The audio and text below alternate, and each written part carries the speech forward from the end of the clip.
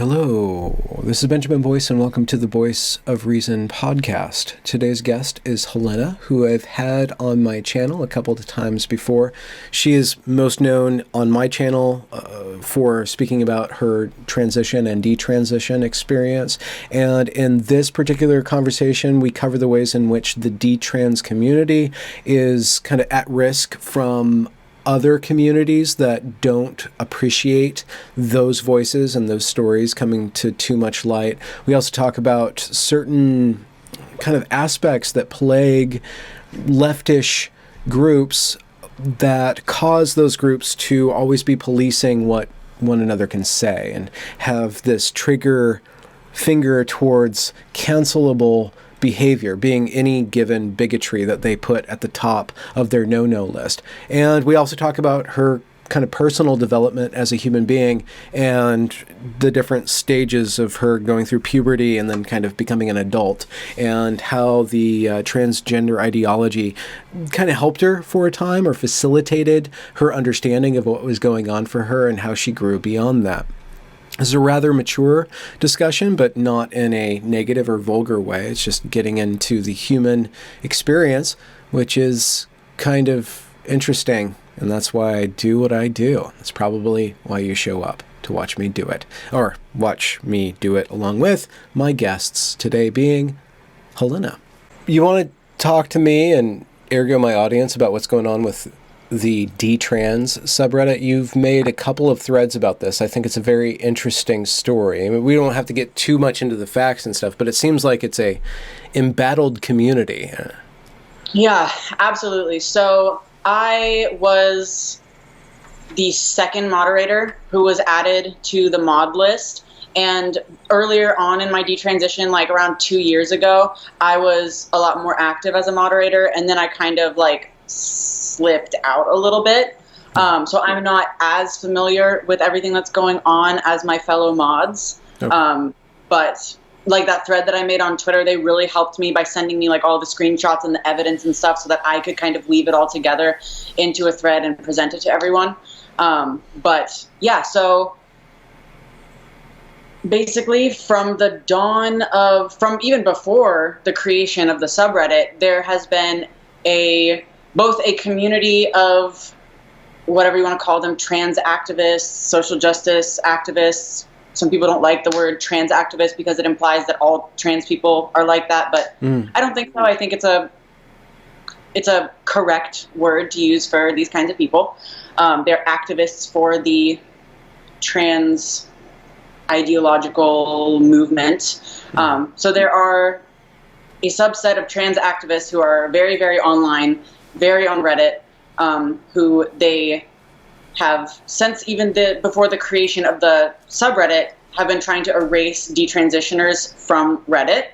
And we can speculate as to why that is. They say it's because detransitioners are going to discourage trans people who need to transition from transitioning, or that we are going to be used by like the alt-right and TERFs to, you know, like make society not accept trans people anymore. But for whatever reason, they think it's very important to get rid of detransitioners' opinions. They claim that it's not detransitioners they're trying to get rid of, it's detransitioners who become TERFs that they're trying to get rid of.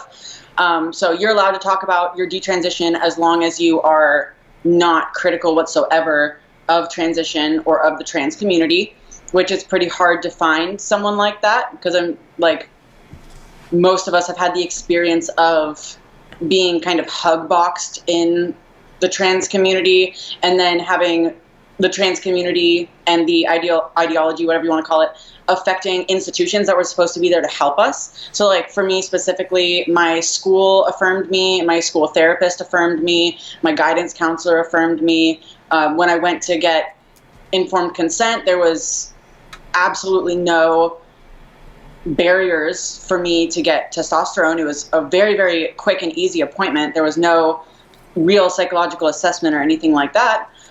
So obviously when people are wrongfully believing that they're trans, wrongfully believing that they should transition, and then there's an ideology that's affecting every institution that you interact with on your path to doing what you think you want, what you think you need, people who are hurt by that are going to be critical of it.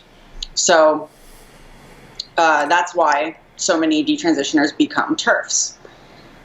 So I don't know, how much do you want me to get into the facts? Well, it's really fascinating, and I guess it's not unique at all, and I guess this is just where we're at as a society. But you said that they want to get rid of TERFs. They want to get rid of these people. What is going on there, and would that actually be effective? They're basically just wanting to shut down communication between people who they disagree with. Yes. When I say get rid of, I mean they are actually actively campaigning to get our subreddits shut down. So a really great example is what happened to the first detransition subreddit. And I think this just illustrates the moral character of these groups of people so beautifully, and it is so sad to me. So the first detransition subreddit was actually called r detransition. The current one is r detrans. It was... He's here. But yeah, so it was founded by a trans woman who didn't call herself a detransitioner, but she did regret her SRS, sexual reassignment surgery. And so she made this community for people to talk about regret and detransition and all this kind of stuff. And very sadly, unfortunately, she ended up committing suicide. And within just a few hours of this suicide becoming public knowledge, there was some very large trans identifying users of Reddit who moderate 60 to 80 subreddits each. Like, these are extremely powerful individuals in the Reddit sphere who, within hours, became the new moderators of the detransition subreddit. And then as moderators, they started deleting all of the posts that they didn't like. And so the current moderator of detrans, he ended up making a post being like, what's going on? Why is everything getting deleted? And there was no answer. He appealed to the Reddit administration, no answer. Nothing was being done. And there was this group of powerful activists who had taken over the subreddit and were systemically deleting everything. So that's what I mean by they want to get rid of detransitioners and our stories and our voices. And then with the current subreddit, they haven't successfully deleted it, although it did get banned temporarily earlier this month. We're still not really sure what went on with that, why it was banned, why it was reinstated. But they have been going through our subreddit and nitpicking everything we say and reporting things as transphobia or as TERF rhetoric or TERF dog whistles very obsessively, to the point where there's been a lot of conflict between the mods of our subreddit and the Reddit administration.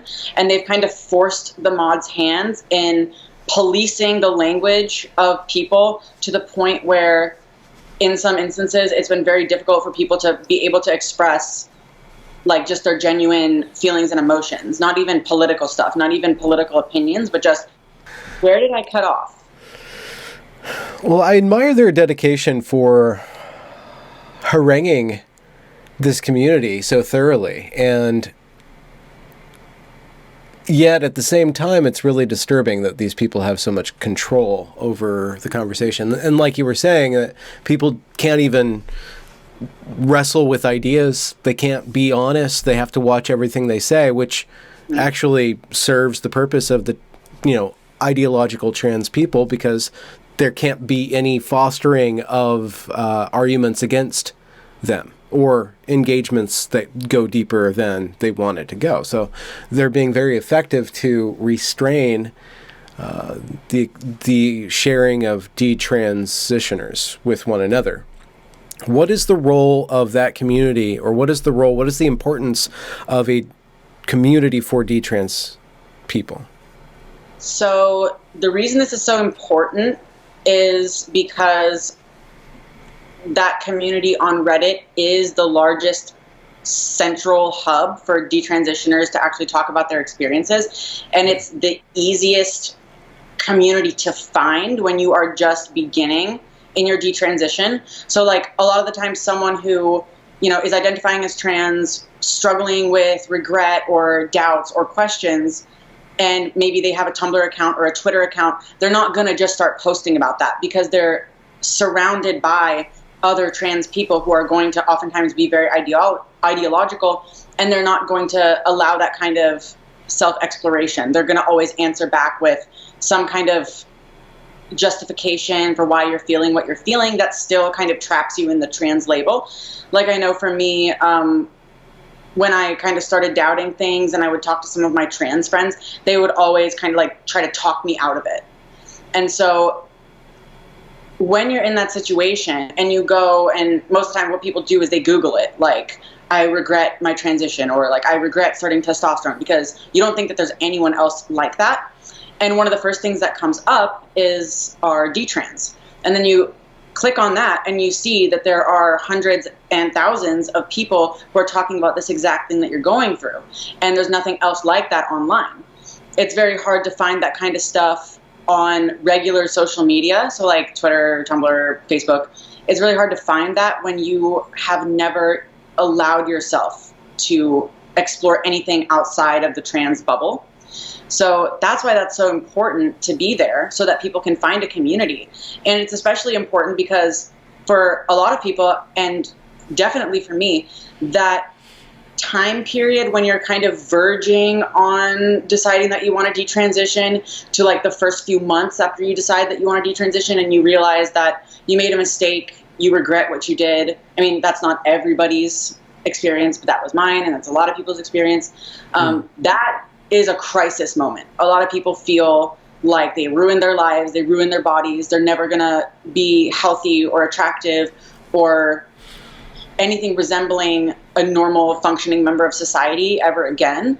And a lot of people feel suicidal, they feel very hopeless. And so part of the thing that helps you navigate that crisis moment is being able to have that community that you Google. When you are freaking out and you're crying and you're Googling, I regret my transition, having that community right there is what honestly saves people's lives. And I don't pull that card lightly. I'm not going to be like, oh, people are killing themselves. But it is true. I personally felt very suicidal when I was in this crisis moment, and being able to just go on Google and have that community pop up. Although back when I was detransitioning, there was like 300 members. Now there's over 15,000, and they're not all detransitioners, but it's really important to have that. And I fear that if there is not a community that is so easily accessible, like for example, if we're forced to move to some kind of alternative platform, I fear that there are going to be people in that crisis moment who they're going to Google and they're not going to find our detrans. They're going to find maybe like an article or two. They're going to find a bunch of articles saying detransition is a myth, but they're not going to find that community. Yeah, if you Google detransition, there's like Katie Herzig's article about detransitioners, and then there's like maybe one or two articles talking about detransitioners, but there are a lot of articles saying it's a myth and that it's a transphobic turf dog whistle. So you're going to see all that, and you're not going to see the community. And so the biggest concern is that people in that crisis moment are not going to have that community that is really, really helpful. And then outside of that initial crisis moment, like the process of detransitioning is really difficult. Like emotionally, physically, it's extremely difficult, and it's extremely isolating. So for people to not be able to have such a robust, easily accessible community while navigating this experience throughout the months and years that it takes to come out the other side, that to me is really dangerous, and it would be really hurtful to detransitioners to not have that. And it's so upsetting that people want to take that away from us, that they don't see how hurtful that could be, that they don't care about the safety and the well-being of people who just had a different experience. And it's like, so what if we are critical of transition? So what if we are critical of your worldview? Let us just be that way in our own little space. Yeah. Like, I don't get it. But it is seriously interesting. There was another post, and I think it got deleted. I looked for it, and I couldn't find it again, but maybe I just I was being stupid. But somebody who had been a moderator and got kicked off or something. There's drama. I don't really want to get into the actual drama, but it seemed like there's this thing called transphobia that will get you eradicated. Do you understand what that is? Like, what is so radioactive about this transphobia, or like how it manifests in people and how they're supposed to suppress it? Yeah, so I think transphobia is so radioactive because of the fact that the identity of transgender, which transphobia is supposed to be harming, that identity is in and of itself an ideological creation. I'm not saying that there weren't people who transitioned before this ideology kind of mainstream. There definitely was. Cross-culturally and historically, there have been people who have transitioned, but they didn't. The gender ideology that we kind of speak of when we say trans ideology, about gender identity and gender assigned at birth and blah, blah, blah, blah, blah, that is a very recent invention, and that is the predominant view through which people who transition and people who identify as trans are looked at. So it's a little bit different than like racism or sexism, because race is an observable category, even if it's socially constructed. Like, you can still tell a black person from a white person, and with sex you can tell a male from a female. So I think the fact that transgender is ideological in and of itself is why any transgression against that ideology is seen as transphobic. Whereas there's a little bit more wiggle room for like sexism and racism with what is considered racist and what is considered sexist. There are different views on racism. There are different definitions of racism. But with transphobia, anything that goes outside of the ideology is transphobic, and the ideology in and of itself is incredibly convoluted, incredibly disassociated from reality. So it's very easy to be transphobic. And then on top of that, you've got this association with transphobia, aka disagreeing with the ideology, that is supposedly resulting in these mass deaths and suicides and murders of trans people, that when you actually look at the numbers, it's not what they make it look out to be. So you have that heavy moralization and that extremely emotionally charged view of how your rhetoric that disagrees with trans ideology is affecting people in real life. So I think that's why it's so incredibly radioactive. Did you experience transphobia when you were trans identified? I interpreted things as transphobic, but now looking back on it, I don't think I ever experienced any like hatred or animosity for the fact that I was a quote unquote trans person. The main thing that I considered transphobia was the fact that my parents did not support my transition. But looking back on it, it's not because they hate trans people. It's because they didn't think I was trans and they didn't want me to hurt myself. So other than that, no, not really. In the beginning of my transition, I was on a super ideological liberal arts campus. So there was none of that there. It was a major, major hug box. Like, all the professors and stuff were falling all over themselves trying to validate me.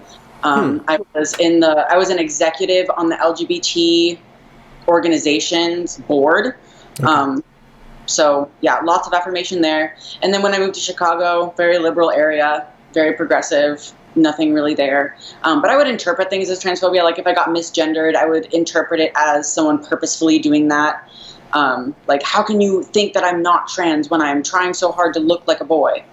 Looking back on it, it's like... Did you ever have a moment where the phrase "you are erasing my existence" was something that you understood as a state of being? Like, can you explain what that actually means when they say that? Yeah, absolutely. So in my opinion, that goes back to the fact that the identity of transgender is a recent ideological construction. So because that identity is not really based in any reality. So it's not even based on transition anymore. It's completely ideological. Transition does not define you being trans. Your identity as trans and your adherence to the ideology is what defines you as trans in these circles. So when someone says that you are erasing my existence, it's usually an accusation that you are disagreeing with the ideology, because by disagreeing with the ideology, you are disagreeing with their identity. And by disagreeing with their identity, you are erasing their existence as a trans person. Do you have a conception of your identity at this point? What do you mean? Do you have an identity? Like you had a trans identity? Has that been replaced with some other form of concrescence or something? So I was actually thinking about this. I was thinking of making a thread about this because I think that for a time when this word identity is thrown around so much, we have a very shallow conception of what an identity actually is. So your identity as a human being is not something that you can choose for yourself or apply to yourself or construct for yourself. Your identity is the amalgamation of all of the experiences that you've had, all of the different like personal changes and developments you've had. It's affected by your social situation. We have a social identity, and then we have a personal identity. So all of that kind of like these things are converging in so many different ways that add up to create the unique identity that you are and the unique self-perception that you have. So that's kind of how I look at identity, and I see it as something that is always in progress. You're always changing. You're always adding onto it. You're always reinterpreting experiences that you've had, learning, growing. So I wouldn't say that I necessarily see myself as having an identity in terms of a label that I can put onto myself. But I definitely see myself as having an identity in that I'm a unique human being with unique experiences. The one aspect of dysphoria, whether it's body dysmorphia or gender dysphoria itself, is that it gives you an identity that is built on resisting, and not even just actively resisting, but even a revulsion to an identity, or like there's this identity of you as a sexed being, like male or female, and then you construct an identity in relationship to that which you don't want to be anymore. So in the conception of transition is this relationship to that which was and that which is being attempted to be.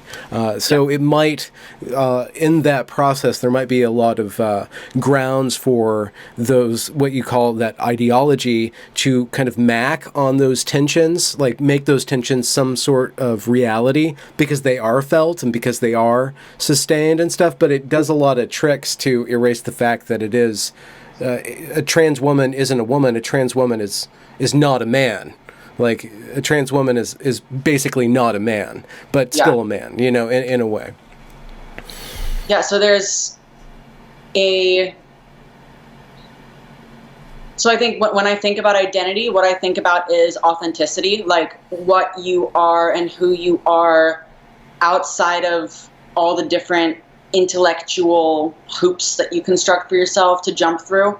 Your identity exists under that, and it transcends that. So I can tell myself I'm a boy, but my actual identity is not that of a boy. Like, I don't have the experience of being a boy. I don't have the experience of being a man. That hasn't shaped who I am. That's this, you know, intellectual thing that I've come up with. So, but do you tell yourself that you're a woman now that you are not telling yourself you're a man? I don't tell myself I'm a woman. I just acknowledge that I'm female, and I am no longer under the delusion that I have the experience of being a man, I guess. Do you wake up in the morning and say, well, who's Helena today? A little bit, honestly, but that might like, who the fuck am I? Okay, so this is the question that your friend wanted us to talk about. My friend suggested to me that it might be worth asking you if you'd be interested in doing an interview on your channel, to talk about my recent cancellation from the detrans community and some of the thoughts. So now they canceled you too? Yeah. Oh, okay. So what is it about you that keeps on getting you put in the outsider box? Yeah, so this has been a wild experience, and I've actually taken a lot away from it in terms of like changing the way that I approach things, changing the way that I communicate. But it's also caused me to reflect a lot on just kind of the state of the detrans community, but also just my generation and kind of like this group of, I guess, specifically females who grow up online. So basically, I don't know, it's difficult. I don't want to condemn people or act like I'm better than people, but I did kind of want to discuss like these dynamics in the detrans community that have kind of caused me to become a bit of an outsider when previously I was very inside. Like I was a moderator on detrans, I was in Peak Resilience Project, like I was kind of a central figure in this detrans community, and now like all these people have me blocked. So, and they refuse to do like media things with me. Okay, so you are being shunned more than canceled in a way. The community's not seeking to destroy you; they just have turned away from you. Then, well, so there was a couple individuals that I will say were members of Peak Resilience Project. That's all I'll say.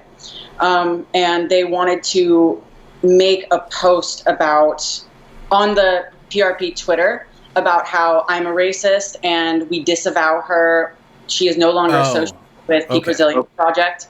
And then there was people saying, like, you need to unfollow her, you need to unfollow Peak Resilience Project, we need to not associate with these people anymore, they're harboring a racist. And then on top of that, there was a couple like streams that I had lined up that people backed out of, and they said, I can't be associated with you anymore. And then there was a couple people that I was in like group chats with who said, we can't be associated with you anymore, either you leave or I'll leave. So that's kind of what I mean by cancel. Like, I don't really have a platform big enough to truly be canceled. Like, they didn't for my job or anything. But yeah, the shunning / canceling, that's kind of what happened. Okay, well, let's extract it just a little bit from the personal, just one step removed from that. Yes. It shows that this, beyond the transphobia and beyond the racism and beyond the sexism, is this underlying principle within online communities that there are certain aspects of personality or certain belief systems or even certain views of the world that are repugnant and must be disavowed. And that creates a landscape that is filled with landmines that can very easily be weaponized against people on personal levels. Like if the culture itself has a very strong bent towards shunning people for having the wrong type of view, then it's very easy for people to see that and then use that to get people out of their way or get people or to punish people for other things. Why do you think, from your perspective at this point in history, at this point in your life, that racism is that the detrans community, which is being embattled by this threat of transphobia, is now using racism, which is basically the same sort of thing. It's basic bigotry to purge itself. So everybody's hands are, what's going on here? What are your thoughts on what's going on here?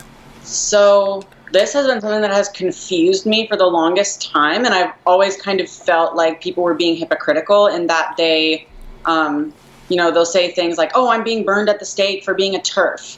Like, trans people are so intolerant. They're censoring radical feminists, and they're censoring gender critical people. But then they'll, like you said, turn around and do the same, like act the exact same way with racism or misogyny.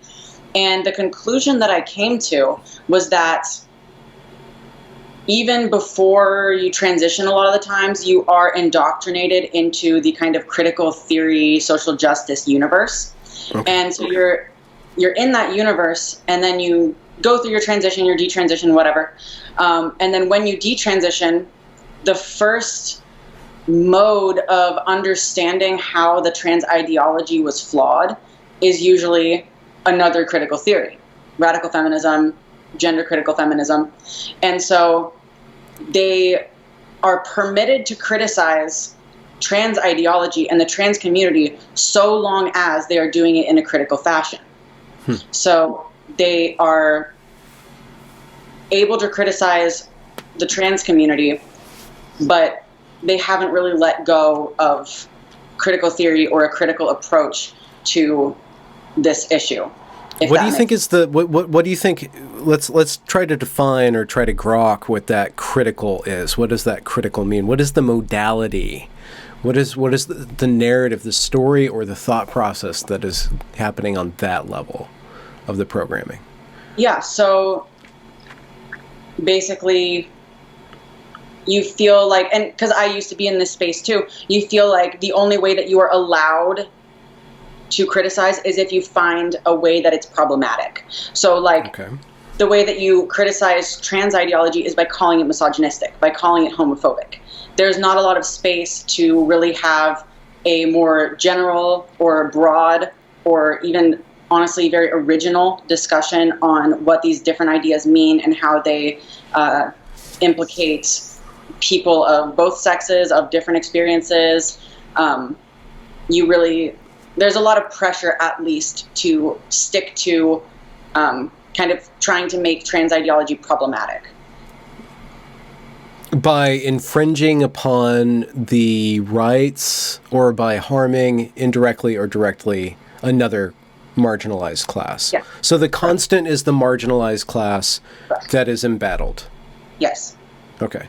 And I mean, it's really obvious. There's one meme that's from feminists that goes, "Kill all men." And then there's another meme from trans activists that are punch a turf. It's the same exact thing, right? But now they're fighting against each other now. I guess the women are still fighting against the men, but the men have changed a little bit. And now they can openly use the women's rhetorical tools because they have gamed the system to become a marginalized class that is even more marginalized than them. So it's this constant marginalization. At what point in your life have you kind of seen that or recognized that as something that you don't want to be a part of or that it's not useful for you anymore? Like, I kind of started recognizing that I didn't really want to think that way anymore when I saw the radfem / gender critical versus trans activist thing as just a circular firing squad. Like they're just going back and forth constantly. And I didn't feel like I was gaining any more of an understanding of what was going on. I didn't feel like I really understood what I had been through anymore. I felt like I was just recycling these old thinking techniques that had got me into trouble in the first place. And I felt like, I don't know, I just felt like hungry for something more stimulating, more interesting, something that would give me some more answers. And I just wasn't really getting that from the kind of like feminist analysis approach to trans stuff. And the moment that really kind of solidified that for me was when in 2019, I believe, I went to New York for a panel, and there was a feminist there. God, what's her name? Yeah, so it was Sheila Jeffries. And I'm going to get to my actual point of how... No, I want to hear about political lesbian first. Yeah, so basically, I don't have a huge understanding of this, but I did look into it because after this interaction, I was like, what the fuck? Because she was like, no, you don't understand. When a woman has sex with a man, it doesn't feel good.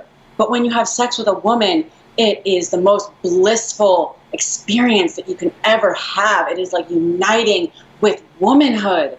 And it's just so incredible. You feel like the vibrations, and like she was going off about how amazing lesbian sex is. And I was like, listen, like that may be your experience, but there are definitely some women out there who probably feel that way about men. And like, that's like, interesting. Yeah. So political lesbianism is basically, I think she's an actual lesbian and she's just like ideologically warped. Because that her definition of how sex with a man versus sex with a woman feels sounded like she's not attracted to men, just physically. Yeah. So that's what I think. It's known to happen. Yeah, I mean, happens, yeah. But political lesbian, I guess the best way I would explain it is that even if you are not exclusively attracted to women, you can still call yourself a lesbian because you only want to be with women. And it's kind of been used in the past a little bit. It's fallen out of fashion big time because a lot of people rightfully think that sexuality is biologically based. But back in the day, I am pretty sure it was kind of used to bludgeon straight women and women who are attracted to men into having shame for their attraction to men and to be woman exclusive, because that's a really big thing, like in separatism and being exclusive against men. So that's my best explanation of what that is. But so we were at this panel, and I spoke at the panel, and the other PRP girls spoke at the panel. But before we got a chance to speak, Sheila was going to present her oration on the state of trans issues today. And she went off for like 40 minutes. And the whole time, all she talked about was how trans women are your classic misogynist asshole. It's just that now there's a backlash against feminism called trans ideology that allows the classic misogynist asshole from ye olden days to become a woman, to colonize womanhood, and that they're all just like disgusting sexual deviants, and they're just doing it to get vulnerable, mentally ill, repressed lesbians to have sex with them because that's what men want. And like, that's a simplification of what she was saying. It was pretty complicated. She was reading off like feminist texts and stuff like that. But that's basically kind of how she was approaching the issue. And I was just sitting there like, that's not true. Like, that's not the whole story. And it was so like emotionally charged, and it was so aggressive against men who identify as trans. And I definitely think there's a problem with men who identify as trans using that trans label to cross the boundaries of females who are in the trans community. I think that's a huge issue. I have multiple friends who have been assaulted by trans women. But I also have always had male friends who identify as trans or have detransitioned at this point. And I just knew that wasn't the whole story. I knew that for a lot of men, the actual experience of gender dysphoria, even if it comes with a sexual component, is an actual experience and not just some kind of con to get into women's pants. And so when I was listening to her, I just lost so much respect for that approach to trans issues. Whereas previously, like before then, I was very on board. I was on board with the feminist analysis. But hearing someone talk about it to such a great extent in real life in front of me, and the emotions in her voice that were coming out, like the unwillingness to look at trans issues as a complex, very contemporary phenomenon, and her preference for seeing it as just the latest iteration of patriarchy, like Patriarchy 2, Transgender Boogaloo. It was just like so unappealing to me, and that's kind of what made me. What about your mental health? Has there been a confluence between what you believe, however you want to interpret that, but what you're thinking about the world, and how you feel about yourself, or how you feel, and how has trying on these different kind of hats kind of given you feedback about yourself? Yeah, absolutely. So my mental health is probably the best it's ever been right now. Since your Twilight days? Yes, definitely since my Twilight days. Twilight gave me mental illness. But yeah, so my mental health is definitely a lot better now that I take every precaution that I can to resist getting caught up in like these ideological bubbles, because I've noticed it comes very easily to me. But I think I've gotten pretty good at being aware of the emotional reactions that I have to different ideas and statements, that I'm able to kind of, when I notice myself having an emotional reaction, I kind of stop myself and step back and analyze like where that's coming from. So I think at this point I've gotten pretty good at it. But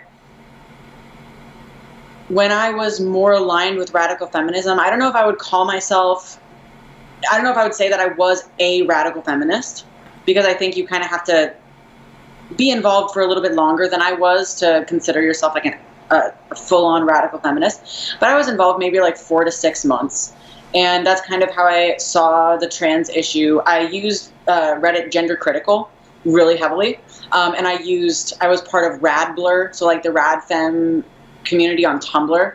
Oh. And I was actually laughing yesterday, like all these people who think I'm a misogynist have probably reblogged a lot of my Rad Fem posts. You can check my Tumblr, there's still notifications popping off. Wait, hold on. Add to the racist identity, you're a misogynist too? Mm-hmm. Oh, okay. Yes. Are you a misandrist? Do you just hate everybody? No, I'm not a misandrist. I'm a trad wife male apologist. Oh, okay. You do appear to be barefoot in this interview, so did feminism help you make sense of yourself in the world? Yeah, okay. During that period. So I don't think it really helped me make sense. It helped me begin to see my situation differently from how I saw it under trans ideology. So trans ideology for me was a way to conceptualize the distress I was in as a teenager, in a way that I just kind of funneled all of my feelings into this worldview. And I never, ever, ever allowed myself to think anything differently. So feminism did help me kind of come out of that, but I don't think it actually really helped me understand myself. And I actually think it delayed the progress that I would have been able to make in actually understanding myself, because it was me doing the exact same thing of taking my experiences and my distress and just kind of funneling them into a worldview, as opposed to seeing myself as a unique individual and like really objectively looking at why different feelings, motivations, desires, thoughts, and beliefs were manifesting inside of me. Instead, I was trying to fit that all into another box. And I did the same thing that I did when I was trans. So when I was trans, I retroactively applied the ideology to things that had happened in the past. So like, my mom used to dress me up in all sorts of dresses and like take pictures of me when I was little. And when I was trans, I retroactively decided that that was something that I hated when I was a kid. But I don't really ever remember actually feeling that way. I kind of remember it being annoying, but I don't remember it being like, oh, this is literally killing me. But I talked about it that way.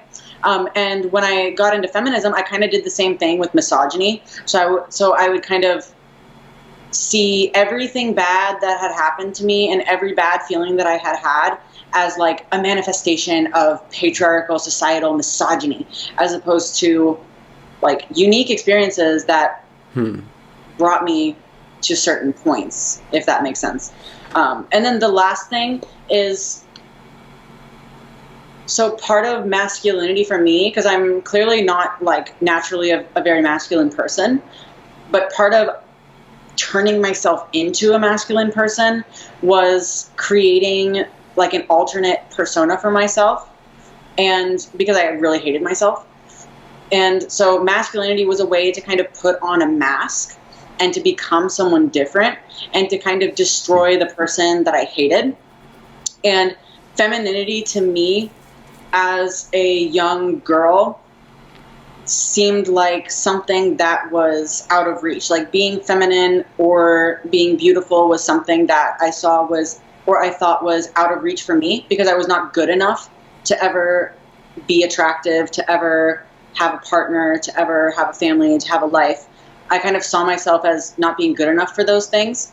Yeah. And so I rejected femininity in part because of that. But when I was in feminism, I interpreted myself completely different from what I just described.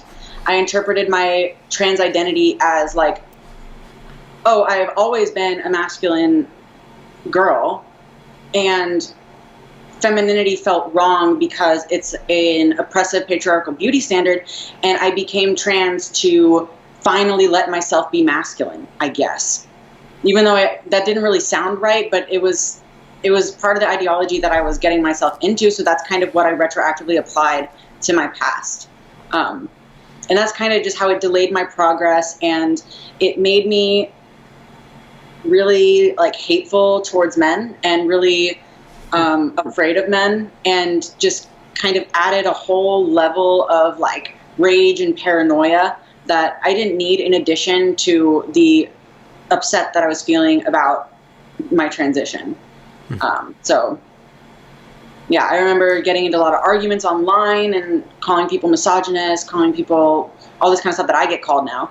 And yeah, so it just wasn't mentally good for me, and I'm so much better off now that I can see myself as a more complex being, and I can see the world as a more complex place. Yeah.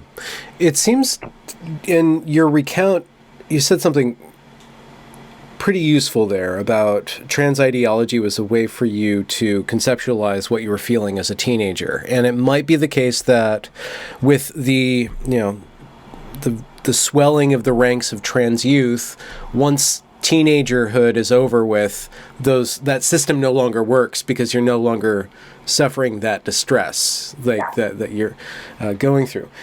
You also, in telling the story of kind of being a female and having a relationship to your desirability, it just made me think about the ways in which perhaps, and I'm going to be stupid here maybe, but it seems to be evolutionarily wise for a woman to be obsessed with her desirability. And not that a male growing up in that time doesn't think about how to be attractive, but we are more filled with desire than thoughts of desirability. And it seems to be the case that typically the maturation of a female's desire is kind of followed by her conceptualization of desirability, because she has to understand what she's going to get in, like just evolutionarily wise, she's going to have a baby based on these things. So she's got to think through like what she wants and how to get that and stuff.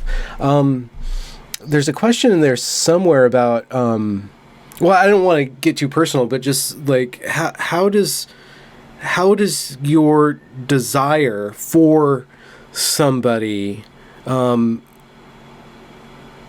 of balance against your conception of desirability in the sight of somebody? Like, how has that matured over time? Do you consider that much about your desirability now, or have you kind of let it go, or do you kind of own it more? Or? I've noticed that, like, as I've become more like mentally healthy, that it's more easy for me to just let my, I guess, natural genetic blessedness shine through. And believe me, it's like so crazy, because if you saw pictures of me from high school, you would not recognize me at all. Like, I was not attractive at all. And I think that was kind of an outward manifestation of like what was going on inside me mentally. And so like, what do you mean by attractive then? You were not attractive at all. I mean, I can show you pictures. Well, I think you've posted them, but I think you're seeing yourself as not attractive, and what you're seeing is your desire to not be attractive. Is that what you're describing there? I just kind of felt like I really fucking sucked, and I never would have a chance at being attractive or anyone loving me. So I kind of purposefully dressed like baggy clothes, same outfit every single day, like just a pair of leggings and a huge baggy t-shirt. Okay, so you were leaning into your unattractiveness. Mm-hmm. Mm-hmm. Okay. And what was going on to your attraction during that time? Did you have attractions too? Like, I guess maybe Bieber posters up on the wall or something like that kind of thing? Yes. I felt attraction, but I was extremely, extremely ashamed of it. To the point where this really illustrates my mental fucking state in high school. Or not in high school, maybe like 8th grade. So I was really obsessed with Twilight, and I really liked Taylor Lautner. I was attracted to him. And my friend, for my birthday, got me a poster of Taylor Lautner. And I was like, why the fuck would you do that? Oh my God, like, I was so upset about it. But then, like, I went home and I had the poster and I was like, and I wanted to put it up, but I was so ashamed of being attracted to Taylor Lautner that there was a big, like, painting frame in my bedroom. Okay. And so I put the poster under the painting so that no one would see that I liked Taylor Lautner. And I just, like, it just sat there under the painting, and I felt so guilty and so, like, tormented over the fact that, like, that someone as, like, ugly and horrendous as me would like someone as beautiful as Taylor Lautner. Okay. And I had this, like, whole, like, complex about it. And then whenever I was, like, attracted to boys at school, I kept it, like, top secret, locked down. I would only tell my best friend, and me and my best friend had, like, code names for the boys that I liked. And it was just, like, my worst fear that they would ever find out that I was attracted to them or that I experienced attraction at all. And that energy of attraction would take the form of, I get stories that you tell to yourself about these boys, or like imagined lives together or something like that? Or how did you're pushing all that energy? Where did you transmute it into? Yeah, so it definitely came out in fantasy, but where it kind of actually started, like, in high school. Once I got out of middle school, in high school, I got really obsessed with fan fiction. And I wrote a lot of fan fiction. Oh, yeah. Okay. And so I think, that my attraction kind of came out through there. And if I was attracted to a boy at school, I would kind of, like, pretend that he was one of the characters from whatever fic that I was writing. Mm-hmm. And just kind of funnel it through that, as opposed to acknowledging that I myself was attracted to him. And when you adopted the trans identity, what happened to your thoughts of being desirable and your own desires towards other people? So with my trans identity, I think this was what I was coping with, like this kind of, like, extreme low self-esteem and extreme shame over my attraction. So when I adopted so when you're fantasizing about someone, obviously, like, you are having to picture yourself, right? You're fantasizing about doing something with someone, whether it's, like, romantic or sexual, whatever. You're fantasizing about you being the one doing that with someone. And so that was really hard for me because, like I mentioned, I had all this shame and disgust and revulsion with myself. But then when I had the trans identity, when I would fantasize about the beautiful, hot boy that I would become after my transition, doing stuff with that person. So I no longer had to really acknowledge or confront the real me that I despised. But I still would not ever fantasize about myself as myself. I would always fantasize about myself as a trans boy, a really hot trans boy. Okay. Your idealized self was a male. Have you... Mm-hmm. I'm wondering if other people in other experiences, or other females in other experiences, imagine themselves as an idealized female. Or did you have, like, an idealized female that allowed you to escape your disgust with yourself, like as a kind of a archetype or something like that? Not really, because I was just so positive that I would never, ever, ever, ever, ever, ever, ever, ever, ever, ever, ever be attractive. And so that even imagining a situation in which I was not hideous was, like, it was just too much to bear, because it's like that was something that I would never have. Hmm. And when you introduced testosterone into your system, what happened to your desire and your thoughts of being desirable? Like, how did things change for you at that step? Yeah, so that was a doozy. For someone, you think? For someone who's, like, so cripplingly ashamed of anything. Mine's in the closet right now. What's his name? Corn dog. Okay. It's because of his tail. Okay, don't make fun of me. Look. Are we gonna? There you go. But I just had to. Okay. What was the question? Testosterone entering into you. Like, how did Right. your desires and thoughts of desirability change during that period? Right. So, like, for someone who was so like cripplingly ashamed of anything sexual, being hit with a fat ass dose of testosterone was very overwhelming and very confusing, because I feel like most women are kind of like this, but I naturally, like, for like 75% of the month, I don't have a very high libido. And then on testosterone, it was like max libido every day, all day, never stops, never ends, never get a second of fucking peace ever in my life. Like having sex dreams and stuff. Like it won't even leave me alone in my goddamn sleep. And so that was so disorienting and so freaky for me. But at the same time, I had this kind of like, I was in my cloak of masculinity. And even though I didn't feel good about my body, like I still had a very female body underneath the cloak of masculinity. Like, at least when I walked around on a daily basis, I could kind of pretend that I looked like an attractive boy or attractive male or whatever. So that kind of helped with how overwhelmed I felt by the libido aspect. But yeah, it was very strange and very unpleasant. And what about your thoughts of being desired and that desire to be desired? So Or were you just so filled with yourself that you didn't think about anybody else anymore? You were free. You were liberated from that. No, it's hard to talk about without like getting into my relationship. Oh, okay. Yeah. Well, we don't have to go there. I'm just trying to just map out this part of the conversation, which is kind of, it's personal stuff.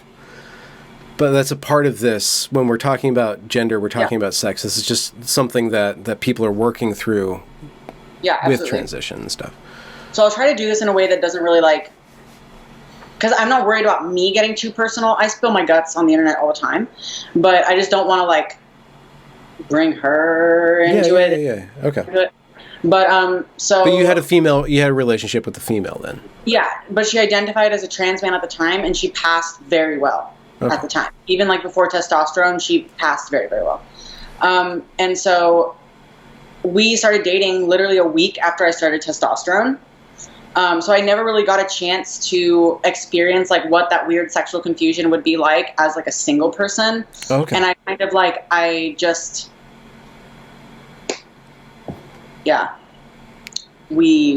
boom. Doing that. Yeah. So testosterone just, it launched you into a relationship then, in a confluence of events. Yeah, you can say that. Yeah. So now, and then when you were getting off testosterone, did you have to rediscover, I guess once that testosterone leaves your system, was there a gaping hole? Was there like wide open feels of not having to be oppressed by a libido all the time? Like how was that transition or that detransition? So I actually was only oppressed by my libido for about a year because I started antidepressants, and that killed my libido. Oh. Yeah. Okay. Which was just weird. Like, I like having a normal libido where it's like, sometimes I'm horny, sometimes I'm not. I don't like being always horny or never horny. Like, neither of those options are great. So yeah, with the antidepressants, like, I had no libido. So I already, before I ever went off testosterone, I already had no libido. But now that I'm like, 1, off antidepressants, 2, off testosterone, 3, single, it's like now I'm kind of like figuring out what the hell attraction means to me at this point, because I've just been so confused and like so influenced by all these different things throughout my life. But right now I feel like I'm kind of getting to a place where I can just like have a relationship with my sexuality. Mm-hmm. Rather than be oppressed by it or thrust in some sort of chemical cocktail into a relationship with him. Yeah. What are some of the things? Well, okay, so we were talking about like that underpinning kind of the trap that is kind of toxic to various different activist groups, whether it's the trans rights activist group, the detrans rights activist group, any of these groups that are operating under, liberation and victimhood, I think basically are a lot of the big dynamics in a lot of these different things. And they find, patriarchy that they're attacking, or the gender binary that they're attacking, and then, or I guess the white settler colonial European complex, whatever it is. And it seems like you have a loose collection of principles that will constantly get you in trouble with these people. And it seems like it comes down to this recognition of your individuality and the complexity of yourself in the world and the complexity of the world and stuff. And I guess being young, you might not really have an answer to this, but how does it feel to face that complexity, and how do you gain bearing in that? Like, what is your guiding light? Do you have what's the ground that you stand on in this ultimate complexity world? The ground that I stand on is, I guess, a constant awareness of my emotional reactions, and just like, if I'm faced with an idea that is making me react emotionally, either positively or negatively, I take that as a cue to look at other perspectives on it and try to find as much like objective, factual information as I can. And anything that is just like I don't know, I feel like I kind of have a sense of when somebody is coming at something with either an oversimplified view or like an agenda of some sort, like they're interpreting something in a particular way because they want it to fit a pre-established agenda, as opposed to genuinely like facing that issue with curiosity. So I feel like I've developed a pretty good sense of that. And in terms of like principles, I guess my principles would be like truth seeking, definitely, honesty, and skepticism. What do you want to build? What do you want to make? What's your dreams of doing? What do you want to do? I really would like, so I'm kind of developing a small little Twitter community of young women who are ex-woke. Many of them are detransitioned or desisted, but not all. And so, I don't know, just the conversations that I have with them are really amazing. And I've just met so many like intelligent women that way. And we all came from like the same source of confusion. And it's just so like, it feels so healing to actually talk to them. And it feels so healing to have them, like one of them say something that I had not thought of, or like put words to something that I didn't know how to explain. And it feels really healing to have them tell me that I did that for them. And so if I'm just following like what feels good and what feels meaningful to me, I really would like to inspire women to, I don't know, not feel so pressured by these social constraints of ideological movements, because I think women are a lot more susceptible to that.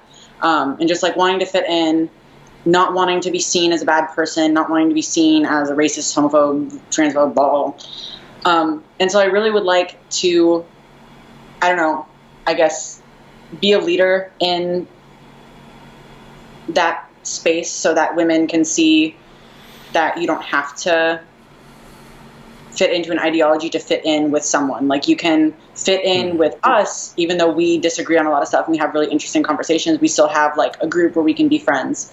And I don't know, because I think a lot of women are like kind of looking for that, because a lot of women that I've talked to, they have a lot of doubts and they have a lot of questions. They just don't voice them.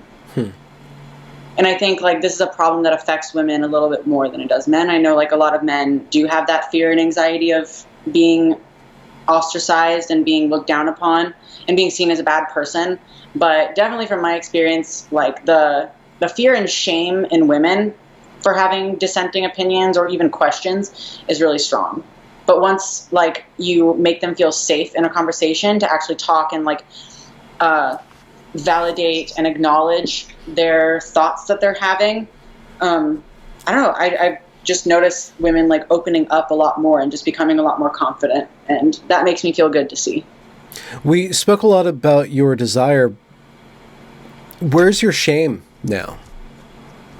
How is your relationship to that? Still got a lot of shame. So it takes up a portion of your room. It's not in the closet. It's there. Yeah, I would say so.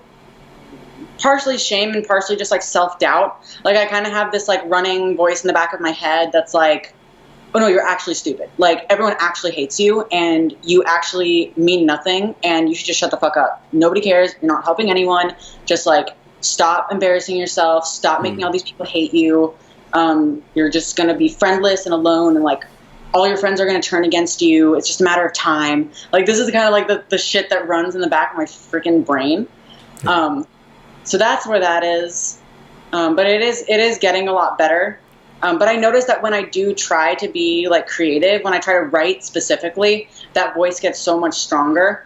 And like I'll be sitting there writing, and the whole time I'm writing, I'm like literally having all of these emotional reactions inside myself where it's like I'm judging every word and every sentence and just being like, this is so stupid. No one's going to care. This isn't good. You suck. You suck at writing. You can't write. Why do you even try? So I remember, I think I was 26 or 27 and I decided to write this book, and I'd spent like 8 months trying to write this book, and I would have nightmares constantly of myself telling me, you're not allowed to do this. And I would wake up in a panic. You're not allowed to do this. It was, I just remembered like I would just wake up in a panic. I just like felt like I was doing something I was not allowed to do, like really strongly. I have no idea what that was or what was going on with that, but that voice is still with me to this day, but it doesn't control me as much. It's just like I just get in this fog. Do you think that skepticism in a way is a modified form of that? Is like kind of like cutting it off at the pass, saying, I doubt myself, but I doubt everything too. So let's use that little operating system against this thing and see what I get out of it. Yeah, I see what you mean. I definitely think like the kind of like anxiety-based thinking that's always been very constant in me, like just overthinking, overanalyzing everything, going a mile a minute. And so I do think that comes into play when I'm like entertaining different ideas, because I am quite paranoid about being like radicalized or conned into another movement or ideology that's just going to waste my time, waste my life, and waste my intellectual ability. And I don't want to be a bad person. Like I have no desire to actually do anything that is hurting anyone, So I do kind of have to battle that all the time. And because I was woke for so long, and because I only stopped being woke like a year and a half ago, like I still do kind of have that like anxiety of like you're being racist or like you're being misogynistic or you're being homophobic. And I have to kind of like battle with that and sometimes make like a judgment call that maybe isn't always correct on whether or not something is actually offensive or not. But I don't know. I'm trying to find my way. But yeah, the skepticism is definitely me kind of trying to apply my anxiety to something useful. What's the most offensive thing you can get away with? I want to know your personal boundary. What can you say and get away with? Like public and not. Yeah, the most offensive thing. Off the top of your head. What will almost but not get you canceled? It's a really dangerous question.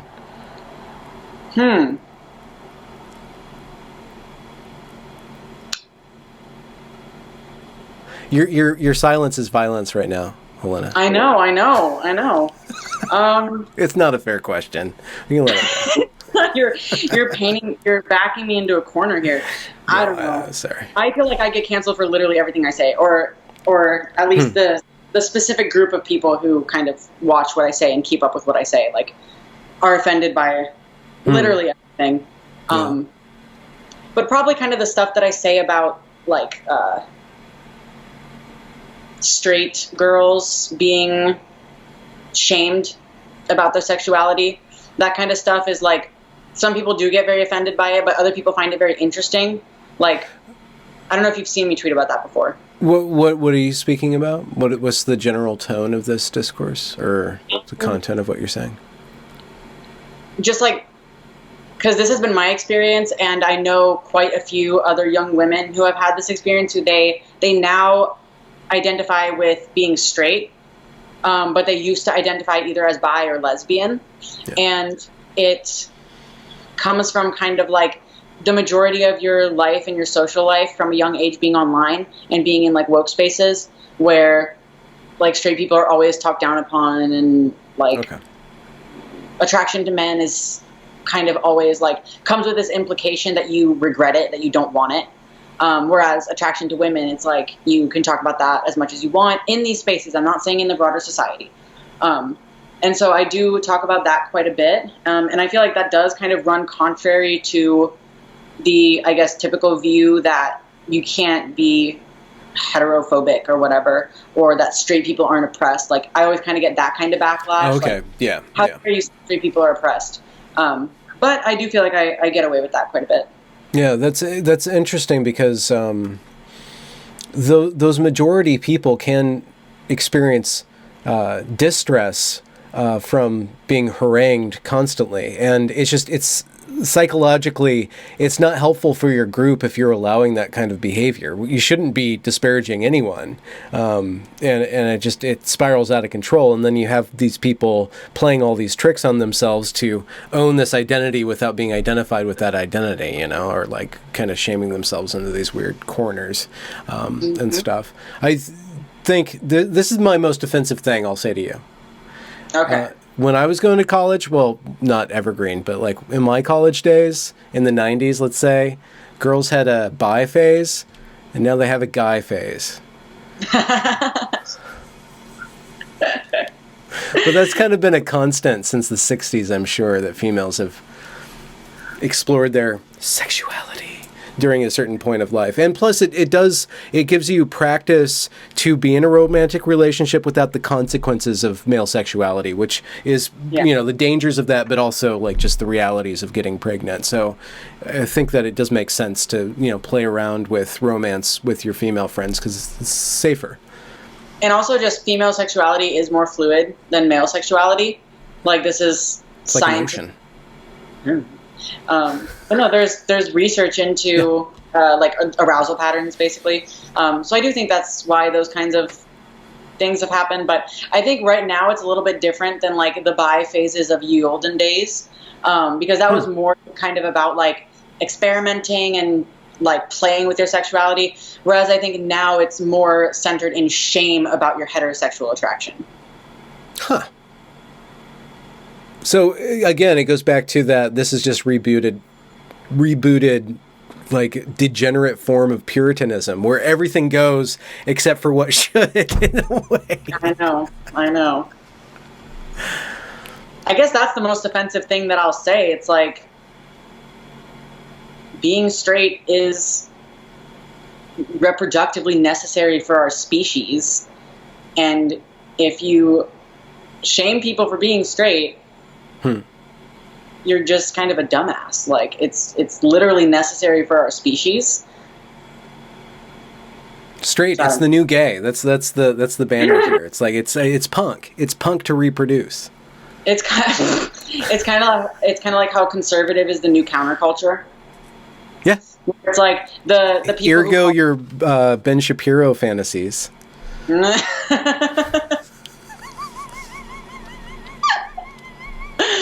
Oh my god. Yeah, I got so much shit. But yeah, it's like the people who think that they're the counterculture And the people who see themselves as like the resistance, they're actually now the establishment. Yeah. And the people who are seen as being the establishment are being marginalized more than any other group. Like I would say ideological conservatives are more marginalized than any other group in the current discourse. Well, who's next on your interview circuit after me? I'm going to be on some podcast tomorrow. Oh, wow. I'm a shit. I forget what the podcast is called. Oh, no. I'm just so famous. Like, you don't understand. You don't understand. About it. I'm almost as famous as you are, and I'm amazed at my own fame sometimes. It's just because your hair.